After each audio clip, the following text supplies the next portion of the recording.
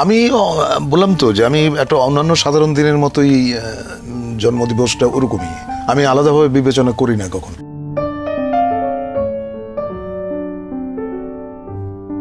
শিল্পের নামে অখাদ্য, দূষণ আর ক্ষমতা তোষণের দেশে আমাদের একজন হুমায়ুন ফরিদী ছিলেন। অভিনয়ই করতেন তিনি। আমৃত্যু বাঁচতে চেয়েছেন অভিনয়কে ধারণ করে, সম্ভবও করেছেন তা, আবার পারেননি অনেক কিছু।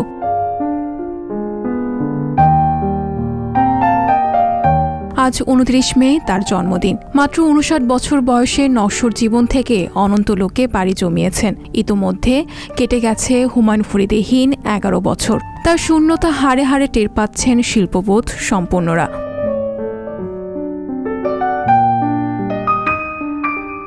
শৈশব থেকে হুমায়ুন ফরিদী যুক্ত ছিলেন অভিনয়ের সঙ্গে। মুক্তিযুদ্ধে তিনি সক্রিয়ভাবে অংশ নেন। 1976 সালে জাহাঙ্গীরনগর বিশ্ববিদ্যালয়ে অনুষ্ঠিত নাট্য উৎসবের অন্যতম সংগঠন ছিলেন সেই বিদ্যাপীঠের শিক্ষার্থী হুমায়ুন ফরিদী। 1984 সালে তিনি তানভীর মোকাম্মেলের স্বল্পদৈর্ঘ্য চলচ্চিত্র হুলিয়ায় অভিনয় করেন। পূর্ণদৈর্ঘ্য চলচ্চিত্রে প্রথম কাজ করেন 1985 সালে শেখ নিয়ামত আলীর দহন সিনেমায়। 80-র দশকের শেষ দিকে ফরিদী বিটিভি অধ্যুষিত বাংলার ঘরে ঘরে বিখ্যাত সংসপ্তক নাটকে কানকাটা রমজানকে ভুলে থাকার সাধ্য নেই কারো। খালি একটা ম্যাচের কাঠি, শালার পেয়ারের বেহেশত সরকার করে দিতে পারি আমি। হুমায়ুন ফরিদী বারবার বলে গেছেন, অভিনয় ছাড়া আর কিছুই পারি না। এদেশে মঞ্চে টাকা নেই, গুণী নির্মাতাদের ছবির সংখ্যা হাতে গোনা। কিভাবে তখন অভিনয় দিয়ে বাঁচবেন একজন? ফরিদীকে তখন বেছে নিতে হয়েছে জনপ্রিয় ধারার, অর্থাৎ এফডিসিতে নির্মিত চলচ্চিত্র।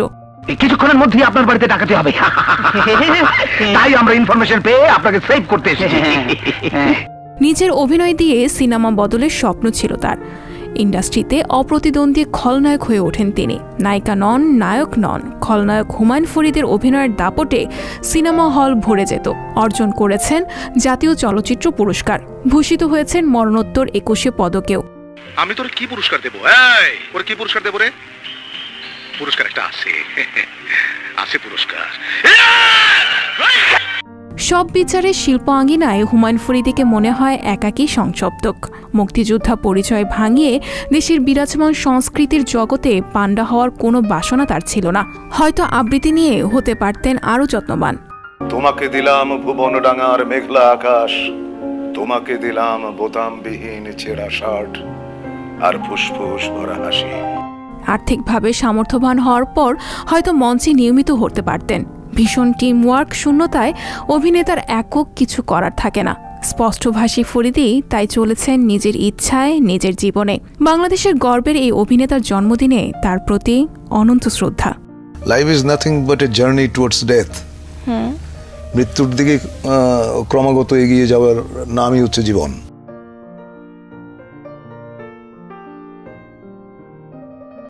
সংবাদ, ফিচার ও অনুষ্ঠানের জন্য ভিজিট করুন সংবাদ প্রকাশের ওয়েবসাইট এবং যুক্ত থাকুন ফেসবুক পেজ ও ইউটিউব চ্যানেলের সঙ্গে।